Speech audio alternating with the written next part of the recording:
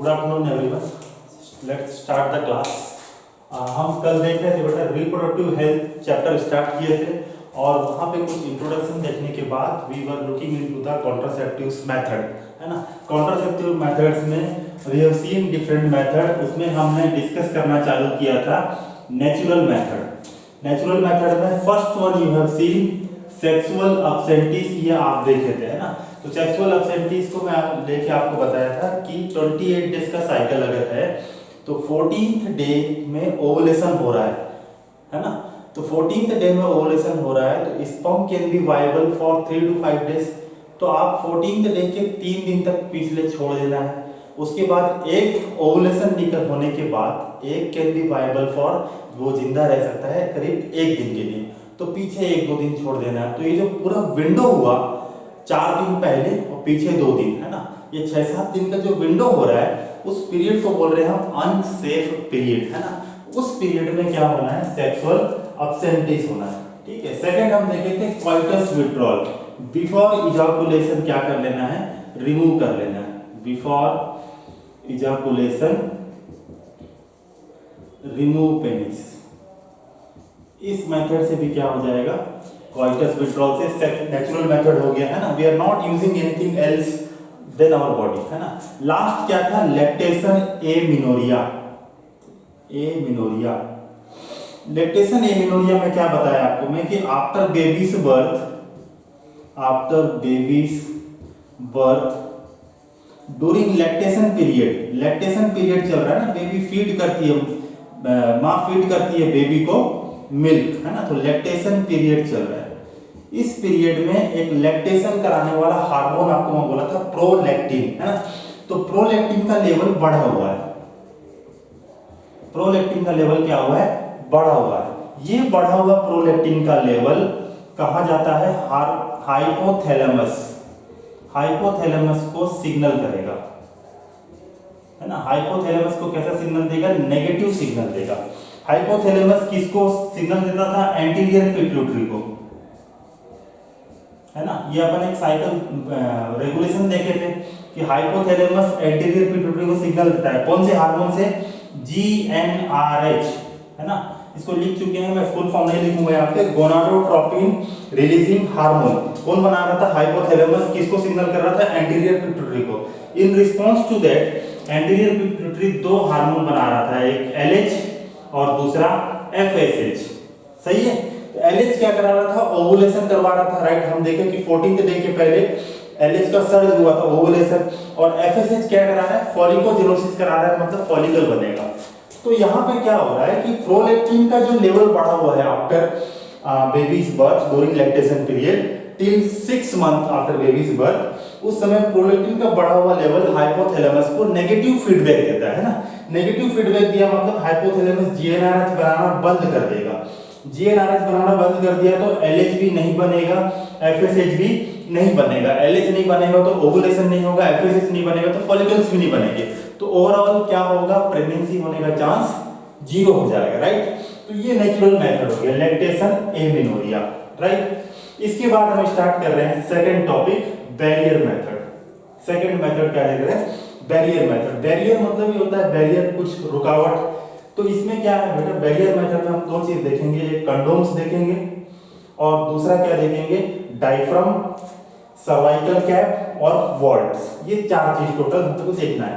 क्या करना होता है, कवर बिफोर कॉइटस, सेक्सुअल एक्टिविटी के पहले कवर करना है। क्या क्या कवर कर सकते हैं, वेजाइना कवर कर सकते हैं, पेनिस को कवर कर सकते हैं या फिर सर्विक्स को कवर कर सकते हैं। कंडोम पहला ऑप्शन है कवर करने के लिए। किसको कवर करेंगे, टू कवर पेनिस, ठीक है। क्या चीज है, what is condoms, it is thin sheet of rubber या फिर होता है लेटेक्स का थिन पतला सा शीट है ना, मेम्ब्रेन जैसा है, that is known as condoms to cover penis. इससे क्या होगा बेटा, ये कवर करने से इंसेमिनेशन नहीं होगा, फीमेल पार्ट में स्पर्म रिलीज नहीं होगा। नो इंसेमिनेशन, क्या लिख रहे हैं, no insemination. No insemination means no conception. Conception means pregnancy नहीं होगा, है ना, नो कंसेप्शन। क्लियर है बात एकदम। इसके अलावा तीन चीज आपको और याद रखना है, एक है diaphragm, cervical caps and vaults. ये तीनों inserted into cervix, inserted into cervix before coitus. Before coitus के पहले सर्विक्स में इसको पहनना पड़ता है, inserted into cervix before coitus. Insert कर दिए, है ना, डायफ्राम, सर्वाइकल कैप या फिर क्या बोले वॉल्ट्स, इस तीनों की इंसर्टेड है, कैप जैसा है, सर्विक्स में फंस गया, इंसेमिनेशन नहीं होगा, sperm will not be able to move to the uterus, uterus होके फैलोपियन ट्यूब नहीं जा पाएंगे, नहीं जा पाएंगे तो कंसेप्शन नहीं होगा, कंसेप्शन नहीं होगा तो प्रेगनेंसी भी नहीं होगा, राइट। इसके अलावा यहाँ पे कंडोम्स में एक चीज और याद रखना कि फीमेल कंडोम को क्या बोलते हैं, फीमेल कंडोम्स, इसको बोलते हैं फेमिडोम। फेमिडोम मींस फीमेल कंडोम्स, फेमिडोम्स। क्लियर। क्या बेनिफिट है इसका, बेनिफिट देखें अगर बैरियर मेथड का, बेनिफिट्स ऑफ बैरियर मेथड।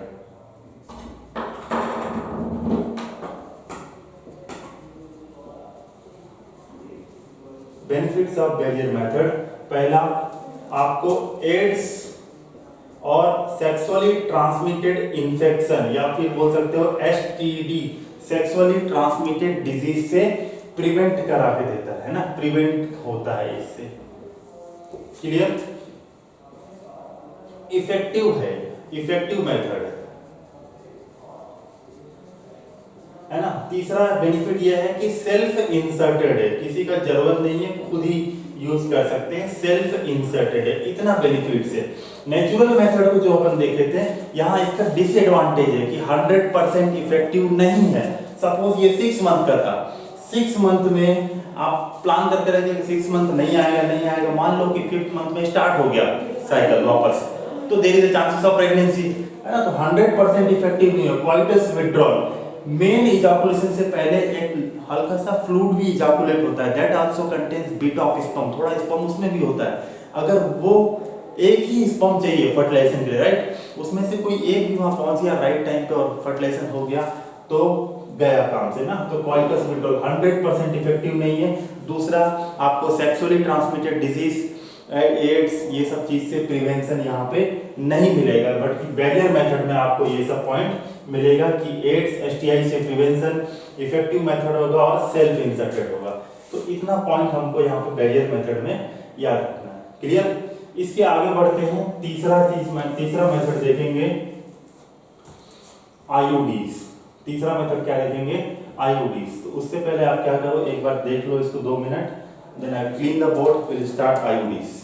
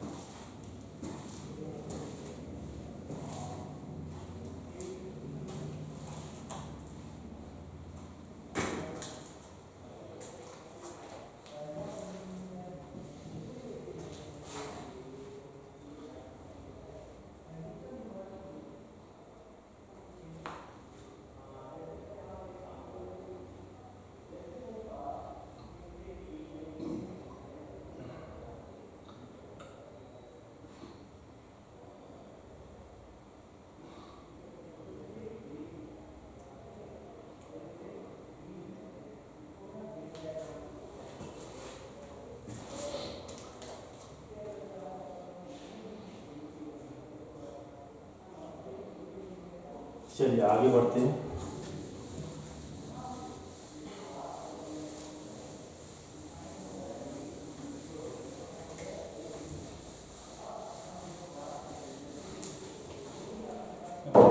क्या लिखते हैं बेटा, आईयूडीज। तो यहीं लिख लेते हैं आईयूडीज। आईयूडीज में से I means intra, you means uterine, है ना, यूटेरस को बोल रहे हैं यूटेराइन। डी मतलब डिवाइसेस, डीएस मतलब डिवाइसेस, ठीक है। इंट्रा यूटेराइन डिवाइसेस, सबसे मेरा पहला पॉइंट ये है, this is the most accepted contraceptive method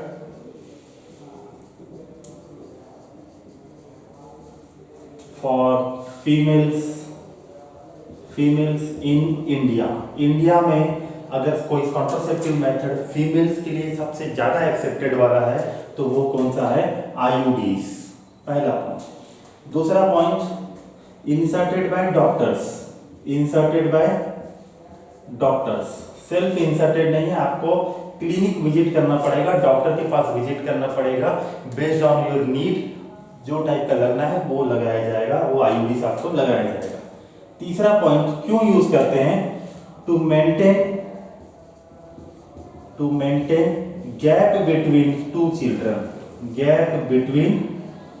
to child, दो चाइल्ड के बीच गैप करना है। सपोज एक नया अभी बेबी हुआ है, अब आप चाहते हैं, एक कपल है वो चाह रहा है कि अगला बेबी कम से कम 2 साल बाद हो, 4 साल बाद हो, उस कंडीशन में आप बैरियर मेथड जैसा चीज रेगुलर यूज करने से अच्छा ये यूज करेंगे आईयूडीज। इम्प्लांट कर देते हैं फीमेल में, यूटेरस में, और ये लंबे समय तक काम करता है। तो to maintain gap between two child अगर कुछ यूज करना है तो कौन सा यूज करेंगे? आईयूडीज, ठीक है। आईयूडीज हमको कितना टाइप का देखना है? 3 टाइप का आईयूडीज हमको दिया हुआ है एनसीईआरटी में। पहला, नॉन मेडिकेटेड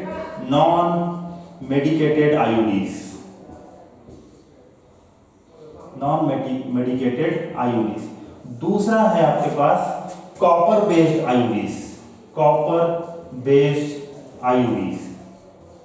और तीसरा है हार्मोनल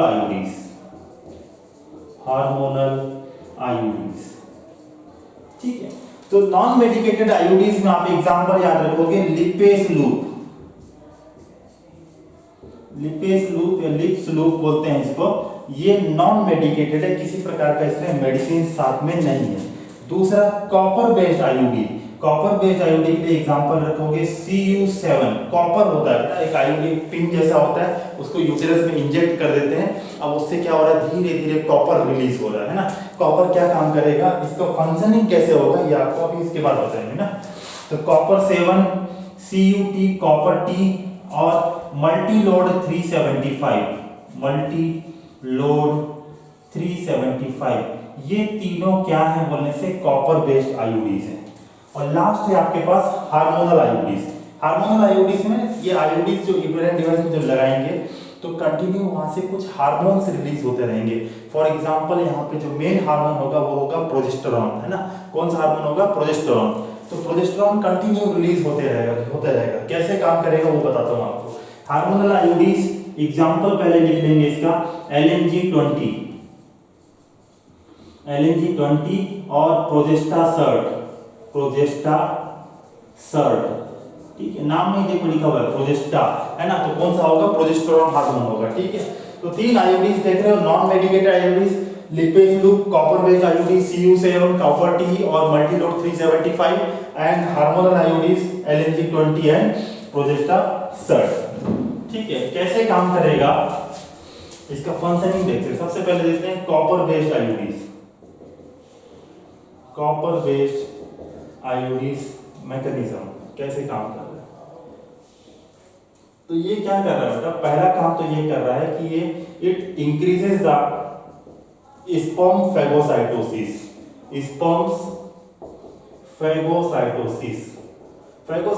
क्या है?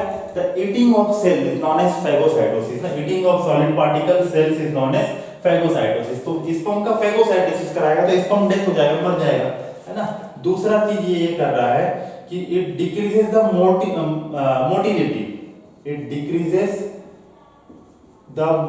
ऑफ स्पर्म का मोटिलिटी कम कर देगा, तो स्पर्म मूवमेंट नहीं कर पाएगा, तो आगे नहीं बढ़ पाएगा, फैलोपियन ट्यूब तक नहीं पहुंच पाएगा, है ना। तीसरा चीज ये कर रहा है कि it decreases the fertilising capacity of sperm, है ना। इट डिक्रीजेस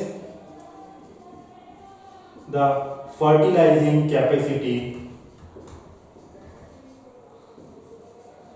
ऑफ स्पर्म, है ना।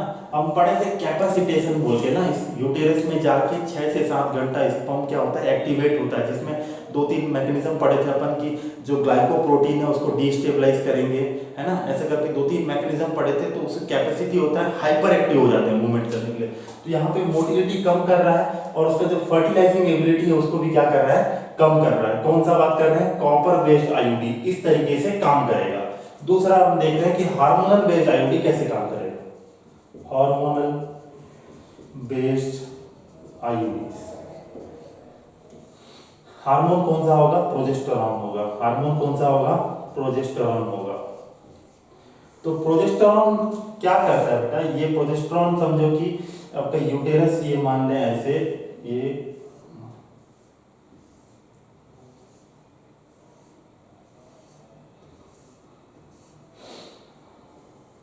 ये यूटेरस है, ये ऊपर फंडस हो गया, है ना, ये फैलोपियन ट्यूब इस साइड हो गया, ये आपका यूटेरस हो गया, ये एंडोमेट्रियम का लाइनिंग्स हो गया। तो प्रोजेस्टेरॉन यहाँ पे आपके पास लगा हुआ है hormonal based IUD.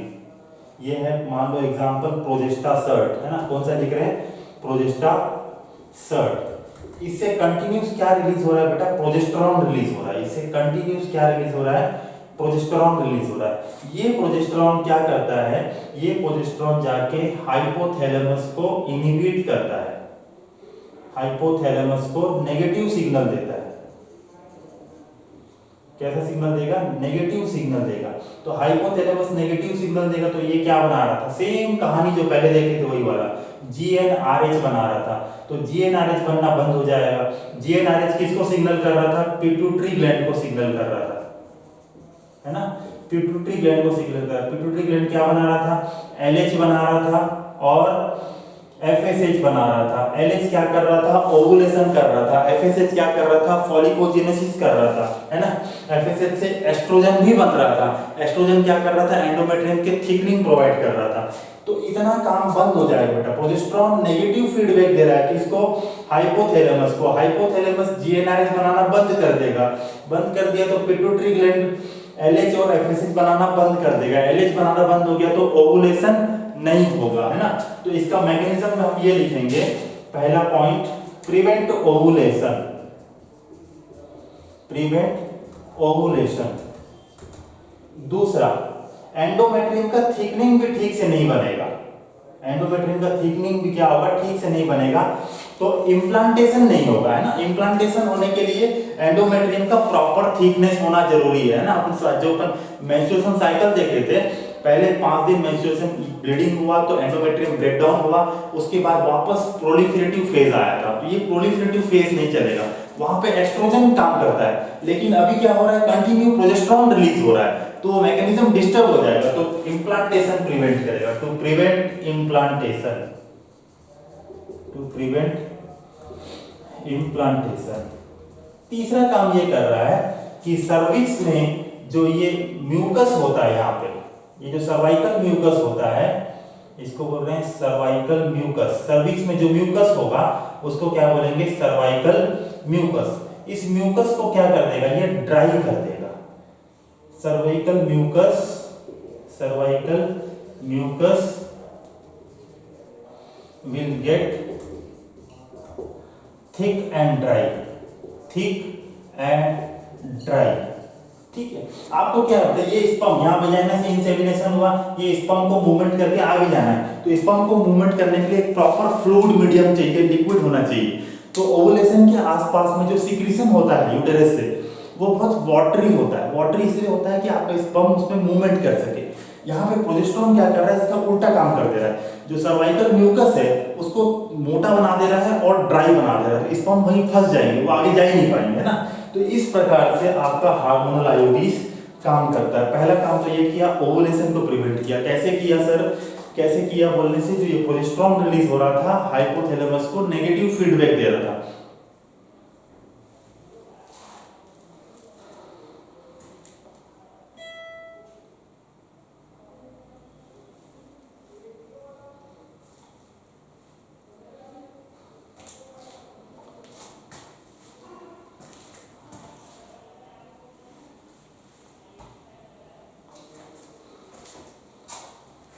I think कुछ टेक्निकल डिस्टर्बेंस था, डिस्कनेक्ट हो गया था। इस वर्किंग नाउ।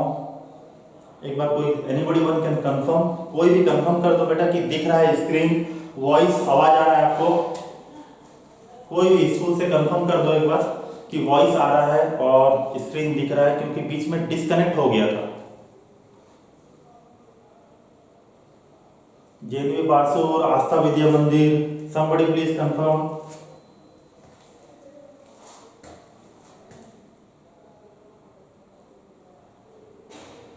आवाज आ रहा है कि नहीं बेटा?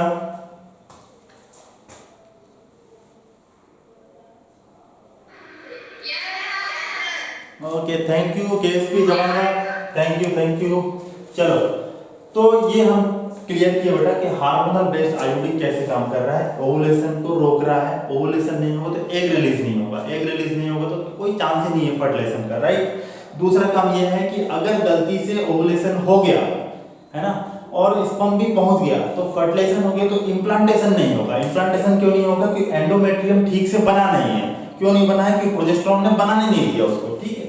और तीसरा काम ये हो गया कि सर्वाइकल म्यूकस, जो कि एक वाटरी फ्लूइड होना चाहिए था जिसमें स्पर्म ट्रैवल करके जा सके फैलोपियन ट्यूब में, उसको ड्राई और थिक कर दिए। तो ड्राई और थिक होने से स्पर्म उसमें ट्रैप हो जाएगा, फंस जाएगा, वो ट्रैवल नहीं कर पाएंगे। ट्रैवल नहीं कर पाएंगे तो कंसेप्शन नहीं होगा, कंसीव नहीं होगा तो प्रेगनेंसी नहीं होगा, है ना। इस प्रकार से ये हार्मोनल बेस्ड आईयूडीज काम करता है, ठीक है। तीनों आईयूडी का आपको एग्जांपल याद रहना चाहिए, पहली बात तो ये। उसके बाद कॉपर बेस्ड आईयूडी का कैसे काम करता है, ये 3 पॉइंट याद होना चाहिए। हार्मोनल बेस्ड आईयूडी कैसे काम करता है, ये 3 पॉइंट याद होना चाहिए। आपको क्या करेगा इसमें, Cu7 मल्टीलोड 375, CUT LNG20 प्रोजेस्टासर्ट, ऐसे पूरा नाम लिख के आपको बोलेगा which one of this is a hormonal IUDs, है ना। आपको पहचानना है तो आप नाम याद रखोगे एग्जैक्टली कौन सा किस में है, तो आपको क्लियर हो जाएगा कि LNG20 प्रोजेस्टासर्ट हार्मोनल है, तो आप उसमें से छांट लोगे, है ना। तो इसको आप देखो, फिर आगे बढ़ रहे हैं और तीसरा मेथड देखेंगे ओरल पिल्स। क्या देखेंगे? Oral pills. चलो इसको देखो 2 मिनट।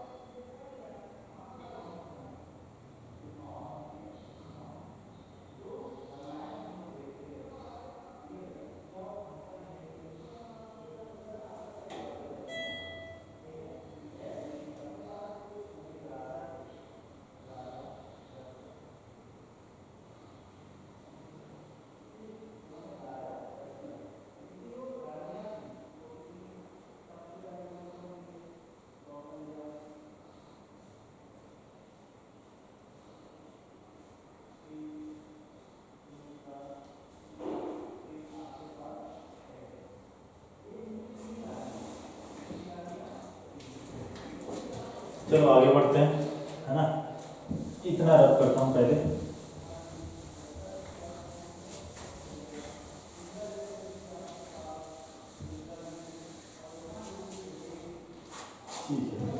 कॉन्ट्रासेप्टिव मेथड में अगला हम देख रहे हैं ओरल पिल्स। देखो ओरल मतलब माउथ, पिल्स मतलब गोली। पिल्स मतलब क्या हो गया, गोली, मुंह से लेने वाला जो गोली है उसको अपन क्या बोल रहे हैं, ओरल पिल्स। क्या क्या ले सकते हैं, पहला पॉइंट पे लिखते हैं taken by mouth, taken by mouth या फिर ओरली लिख सकते हो, ओरली लेंगे।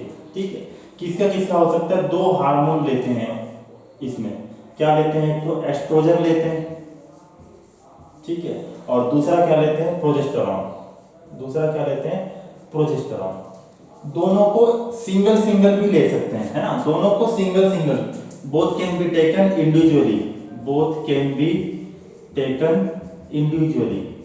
एक ऐसा गोली होगा जिसमें सिर्फ क्या है, प्रोजेस्टेरॉन है, जिसमें सिर्फ क्या है, प्रोजेस्टेरॉन है। कुछ गोली ऐसी होंगी जिसमें सिर्फ एस्ट्रोजन है, और इसको कॉम्बिनेशन में भी ले सकते हैं। Taken, can also be taken, can also be taken in combination, दोनों को साथ में भी ले सकते हैं। तो ये मार्केट में दवाई आता है उसके हिसाब से, है ना, एस्ट्रोजन है और प्रोजेस्टेरॉन है। अब प्रोजेस्टेरॉन का गोली खा रहे हो समझो आप, है ना, प्रोजेस्टेरॉन का गोली खा रहे हो, तो प्रोजेस्टेरॉन गोली क्या करेगा, प्रोजेस्टेरॉन का लेवल आपके बॉडी में बढ़ेगा, है ना, प्रोजेस्टेरॉन का लेवल बढ़ेगा तो फिर यही कहानी कि ऐसा होगा, ओवुलेशन नहीं होगा, इम्प्लांटेशन नहीं होगा, सर्वाइकल म्यूकस ड्राई हो जाएगा। प्रोजेस्टेरॉन कैसे काम करता है आप समझ गए हो, है ना। तो वही चीज पहले क्या कर रहे थे, यहाँ एक आईयूडी लगा रहे थे, हार्मोनल बेस्ड, अब उसको क्या कर रहे हैं, उसको प्रोजेस्टेरॉन को गोली के फॉर्म में मुंह से ले रहे हैं, तो काम वैसे ही करेगा। प्रोजेस्टेरॉन का मैकेनिज्म क्या होगा, सेम होगा, है ना। तो taken in combination, taken individually, ठीक है, ओरल पिल्स ये हो गया। इसके अलावा इसमें एक एग्जांपल आपको दिखाते हैं, एक टेबलेट आता है ऐसे करके, टोटल 7 चौक 28 21 ऐसे करके टेबलेट आएगा, पत्ता आता है पूरा, 3 3 6 7 ऐसे करके 4 बार।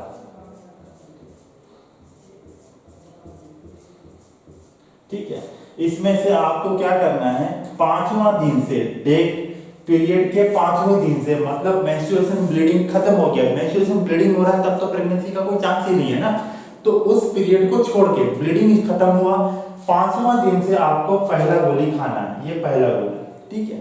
5वां दिन से फिर कंटिन्यू खाना है, दूसरे दिन, तीसरे दिन, चौथे दिन, 5वें दिन, 6वें दिन, 7वें दिन, ऐसे करते करते पूरा कब तक खाना है, 7 से 21, यहाँ पे और बनाना पड़ेगा, ऐसे करके पूरा आपको 21 दिन खाना है। टोटल कितना दिन खाना है, सपोज 21 दिन यहाँ पे आ गया, 21 डेज खाना है, ठीक है।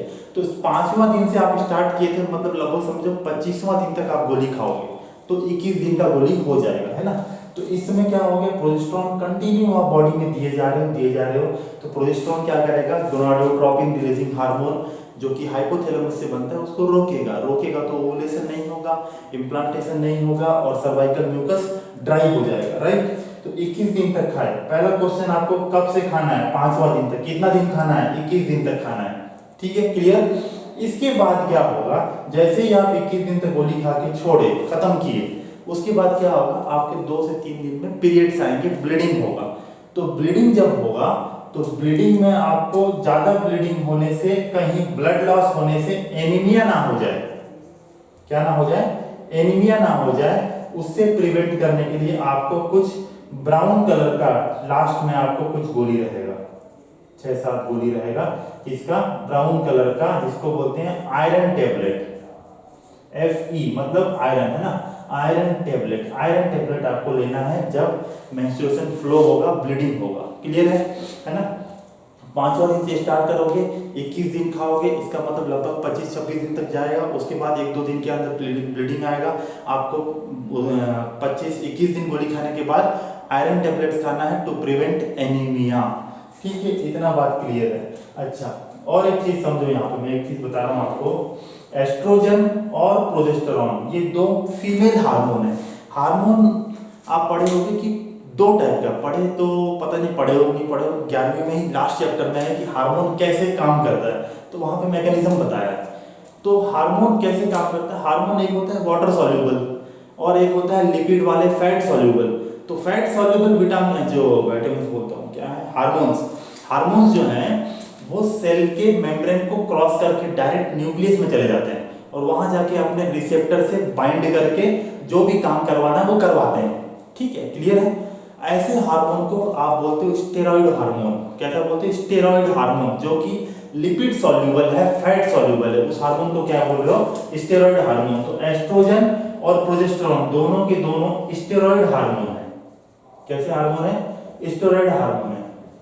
ये लिपिड सॉल्युबल होते हैं, तो लिपिड लेयर जो प्लाज्मा मेम्ब्रेन आपका किसका बना हुआ है? लिपिड का बना हुआ है। तो लिपिड लेयर को क्रॉस करके सीधा अंदर चले जाते हैं और अंदर जाके न्यूक्लियस के पास किसी रिसेप्टर से बाइंड करके जो भी डीएनए में एक्सप्रेशन में चेंज कराना है वैसे काम करते हैं ये।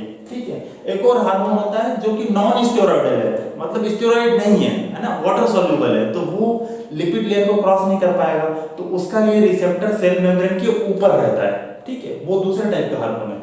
और स्टेरॉइड हार्मोन का थोड़ा साइड इफेक्ट होता है। स्टेरॉइड हार्मोन का थोड़ा क्या होता है बेटा? साइड इफेक्ट होता है। तो इसीलिए एक और गोली बनाया गया, उसके बारे में देखते हैं कि वो कौन सा गोली है ना, क्योंकि इसका थोड़ा सा साइड इफेक्ट है। तो एक और गोली बनाया गया और इसको कितना दिन खाना पड़ रहा है? पर डे खाना पड़ रहा है, हर एक दिन। कितना दिन तक? 21 दिन तक। तो एक दूसरा गोली बनाया है, कौन बनाया है इसको देखते हैं पहले। ठीक है, तो एक गोली बना नया जिसका नाम है सहेली ना। सहेली किसने बनाया? CDRI ने बनाया। ठीक है, एक रिसर्च इंस्टीट्यूट है बेटा, सेंट्रल ड्रग रिसर्च इंस्टीट्यूट।